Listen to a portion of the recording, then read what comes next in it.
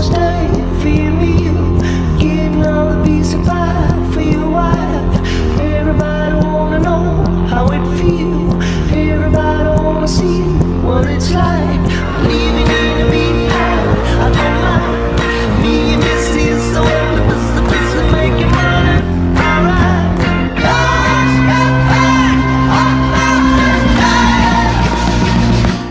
Greenback Boogie.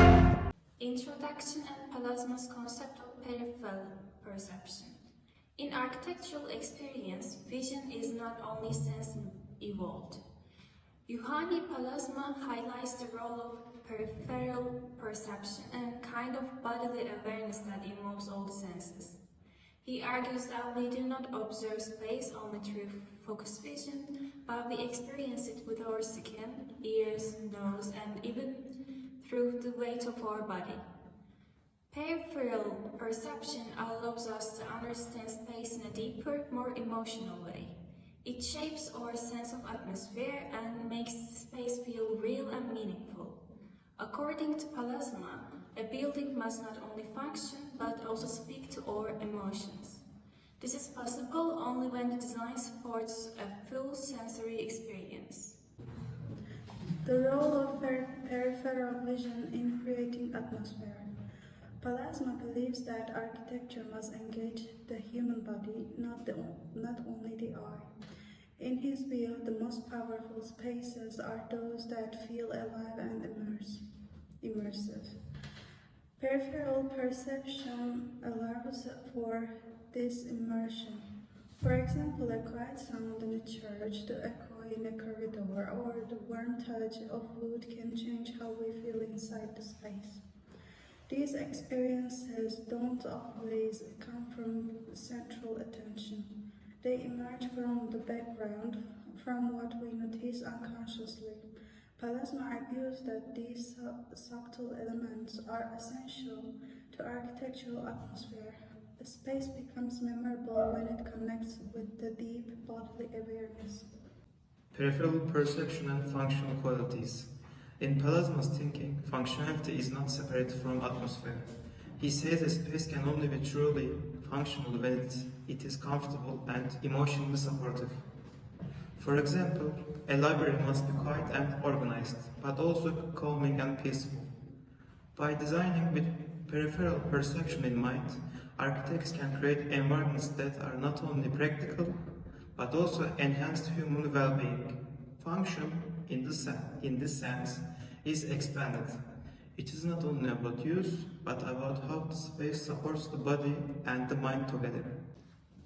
Introduction to Peter Zumthor and the idea of atmosphere. Peter Zumthor is known for his focus on atmosphere in architecture. He defines atmosphere as the emotional quality of a space, the feeling it gives when we enter it. Zumthor's approach is personal and poetic. He does not begin with form, but with feeling. He asks, what kind of mood do I want to create?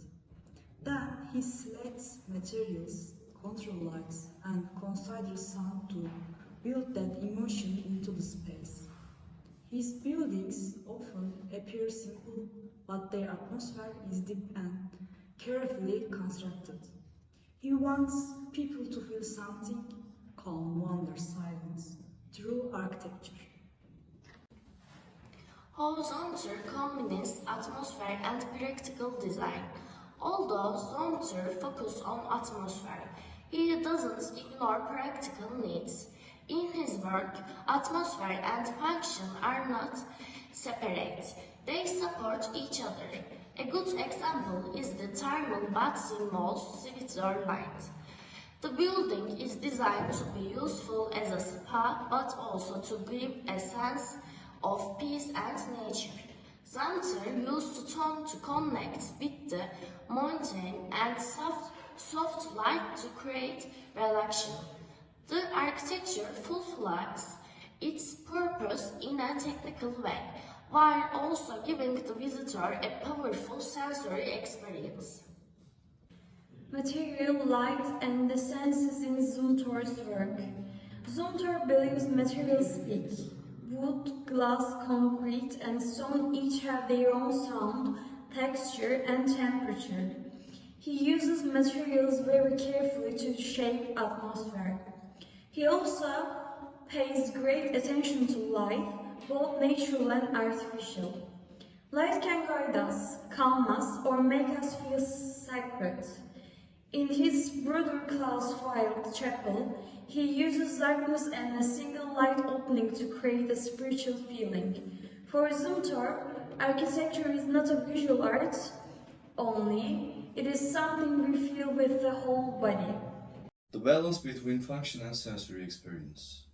In modern architecture, there is often a strong focus on function. But both Pallasmaa and Zumthor argue that sensory experience is just as important. Architecture should not be only efficient, it should also be emotional. When a space is only functional, it may feel empty. When it is only artistic, it might not work well. The challenge is to balance both. Architects must ask, how does a space feel? How does it sound, smell, or touch the skin?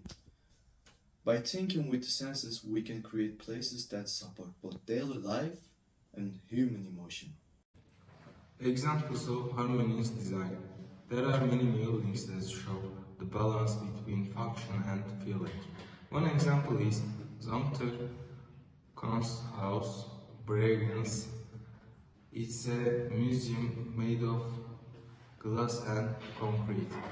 It's modern and minimal, but it feels peaceful and quiet. Another example is traditional Japanese houses. They are made with natural materials. They use shadow and light, and they feel calm. These examples show that when design considers the sense, it can still be simple, practical, and beautiful. Conclusion. Toward human-centered architecture. In conclusion, both Pallasmaa and Zumthor remind us that architecture is a human art. It is not only about space or shape, it is about experience. Peripheral, perception, atmosphere, and sensory design all point to the same idea, that buildings must speak to the body and soul. When architects balance function with feeling, they create more than buildings.